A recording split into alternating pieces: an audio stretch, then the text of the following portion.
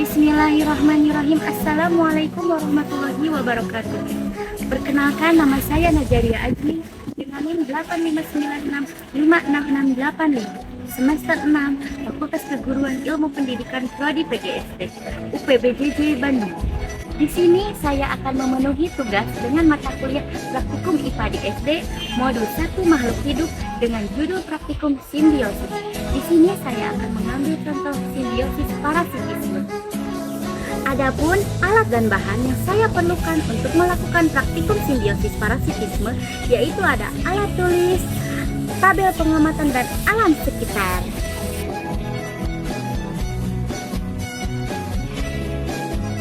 Simbiosis adalah hubungan atau interaksi antara dua makhluk hidup yang berbeda. Ada beberapa jenis simbiosis yang ada di alam, namun pada umumnya dikelompokkan menjadi 3, yaitu yang pertama ada simbiosis mutualisme, yang kedua ada simbiosis parasitisme, dan yang ketiga ada simbiosis komensalisme.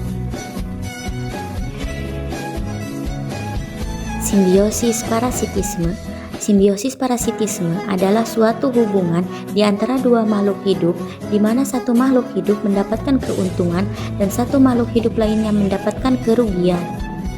Yang pertama, hubungan antara hewan dan tumbuhan, ulat dan pohon pisang.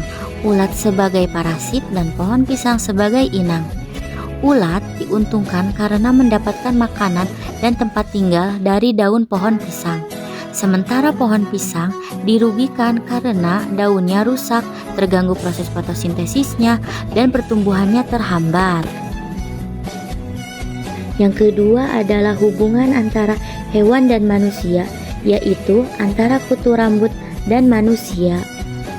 Keuntungan bagi kutu sebagai parasit, yaitu kutu mendapatkan darah manusia untuk bertahan hidup dan mendapatkan sumber makanan atau nutrisi dari darah manusia. Rambut manusia memberikan tempat tinggal yang hangat dan aman untuk berkembang biak kutu. Adapun kerugiannya bagi manusia sebagai inang, yaitu dari gigitan kutu menyebabkan gatal yang mengganggu dan mengurangi kenyamanan. Bekas gigitan dapat menyebabkan iritasi atau peradangan pada kulit kepala. Garukan juga yang terus-menerus dapat menjadi luka dan beresiko berinfeksi. Secara ringkasnya, kutu mendapatkan keuntungan penuh, makanan dan tempat tinggal, sementara manusia mendapat kerugian, kesehatan dan kenyamanan kulit kepala terganggu.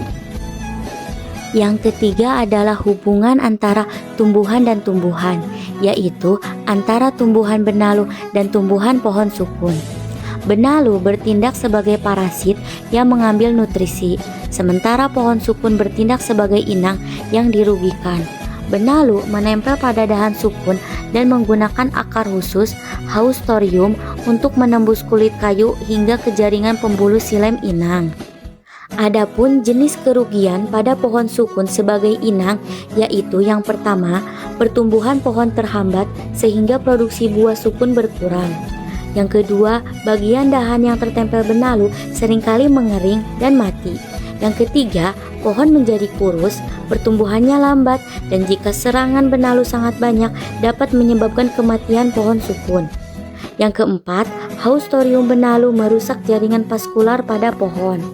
Adapun jenis keuntungan bagi benalu sebagai parasit, yaitu yang pertama, benalu menghisap air dan nutrisi dari silem pohon sukun secara langsung. Yang kedua, benalu menumpang pada dahan sukun untuk mendapatkan tempat hidup dan paparan sinar matahari. Yang ketiga, benalu dapat tumbuh subur dan berkembang biak dengan menyebarkan benih ke dahan lain. Yang keempat adalah hubungan antara hewan dan hewan, yaitu antara kutu dan kucing, di mana satu pihak diuntungkan yaitu kutu dan pihak lainnya dirugikan yaitu kucing. Kutu mendapatkan tempat tinggal dan makanan yaitu darah dari kucing, sementara kucing mengalami gatal, iritasi, hingga risiko anemia. Kutu juga dapat menularkan penyakit ke manusia yang berinteraksi dengan kucing. Yang kelima adalah hubungan antara hewan dan tumbuhan, yaitu antara ulat dan pohon sukun. Ulat memakan daun-daun sukun untuk nutrisi, sementara pohon sukun kehilangan bagian tubuhnya untuk fotosintesis. Ulat mendapat keuntungan, sementara pohon sukun dirugikan. Nah, jadi teman-teman, hubungan parasitisme merupakan interaksi biologis satu arah di mana satu pihak sebagai parasit diuntungkan, sementara pihak lain sebagai inang dirugikan. Secara keseluruhan, parasitisme merugikan inang melalui penurunan kesehatan, pertumbuhan, atau produktivitas, sementara parasit memperoleh nutrisi, tempat tinggal, dan penghematan energi. Interaksi ini menekankan pentingnya pengendalian parasit untuk menjaga keseimbangan ekosistem dan kesehatan organisme. Sekian dan terima kasih. Wassalamualaikum warahmatullahi wabarakatuh.